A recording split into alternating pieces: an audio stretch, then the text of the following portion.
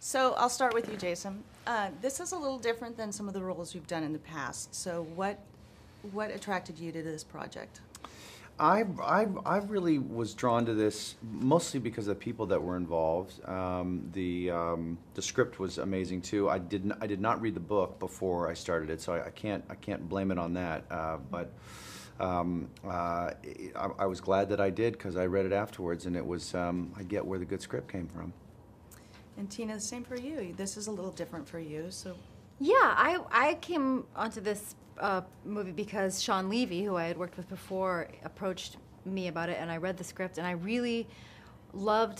play Wendy, and I really loved Wendy's story specifically. I thought it was such a sweet, sad story, and it was one I felt like I hadn't seen before, and I liked that she was sarcastic and kind of maybe a little bitter about some things, and I just really thought it was a nice story.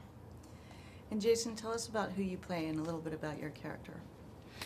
My character is Judd Altman, Foxman in the book, I believe. Mm-hmm. Yeah, and he is a guy who, at the beginning of the film, walks in on his wife sleeping with his boss, and so that wrecks the day, and the week, and the month.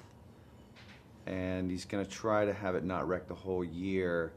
He's gonna check in with his family because Dad just died too, so things are not great, but family's gonna make it all okay. He thinks, he hopes, and so he goes home, and he's just trying to figure out how to be a little less intent on having his life be perfect. And he starts to make a friend of all the sort of the wrinkles and the bumps in his life, and that's kind of his progression through the movie. Now, how is Wendy and Judd's relationship? How would you describe that? Wendy is Judd's older sister. She is very opinionated. She is very clearly older. The DP went to great lengths to make sure I looked older. And she's the only person in the family who knows that he's lost his marriage and his job. And so she is burdened by that and really having trouble keeping her mouth shut and keeping a secret in this family gathering. Because she drinks. Because she's drinking in this case, who wouldn't drink to get through 7 days locked in a room with her family. But she also cares very deeply about Judd and also cares very much about what Judd thinks of her. Now, this is a great cast of all of you together. What are the dynamics of the other family members and also the relationship with your mom? Mm-hmm.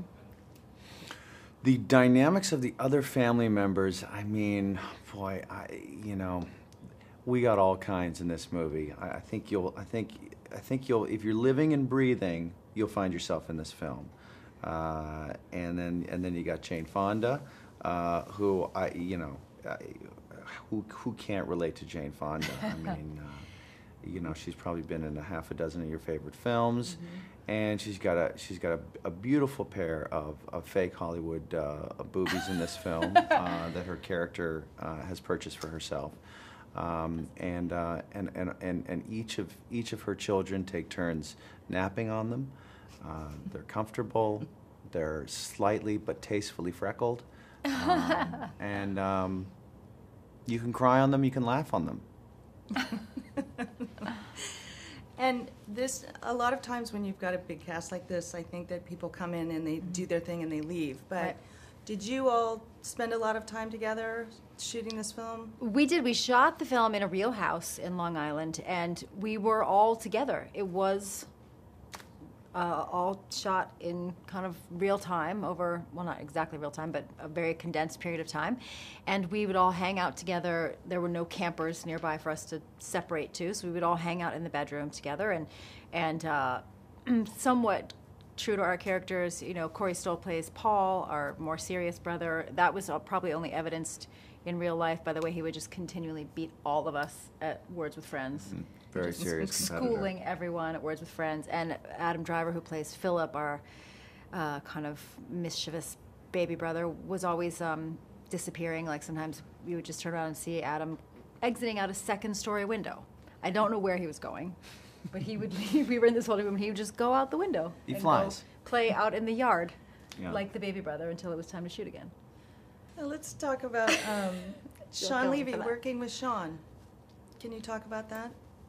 Sean Levy did a great job with this movie, I thought, because these movies can sometimes be a little too precious, but he's got this great taste, and I think he didn't ask us to overdo it at all in this film, which was, you know, we actors love to have our funny moments and our sad moments, and he kept us all kind of in bounds of taste, I think. And Tina's worked with him before. I worked with Sean before on a movie called Date Night, which was a big comedy and action. People think of it as an action comedy. Do they? Yeah, because there was a lot of car stuff.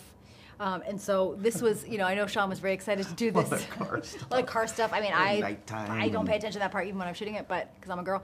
But I know Sean was very excited about doing this smaller, more intimate movie, and I was so thrilled that he wanted to be in it, and I had such a great time working with him because he has the most energy of any, I'm going to go ahead and say any living thing, like even like a young yellow lab would look lazy next to Sean Levy. And he was so passionate about this movie and about getting the cast that he very specifically wanted. We did some crazy scheduling, shooting, so that the cast that he wanted could be in the movie, and it was all completely worth it. That's great.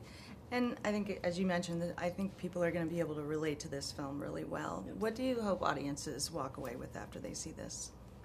Tina? I hope they walk away with the impulse to come back with a friend and see the movie again. Mm-hmm, yeah, and not a matinee fee either. No, like a full price full fee. price ticket.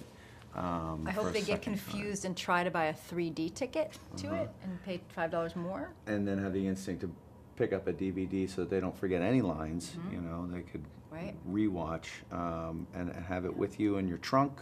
You play it in the car. In your car. Probably get a couple. Probably get a DVD to leave at home too. Because maybe if it gets the Blu-ray hot package. and then the DVD kind of bows a little bit and it won't rotate as well. So you need a couple. Yeah. Gosh, what else? Really, that's just it. Maybe they'll be able to leave them wanting to explore some other movies that Jason and I have done. Yeah. Maybe like we could bundle We could Identity Thief with a date night date action comedy bonanza. Yeah. Really, because there's a little bit of driving in that. Not as much night work. Not as much but, car stuff. I mean, we got cars rolling around in there too, you know. Jesus.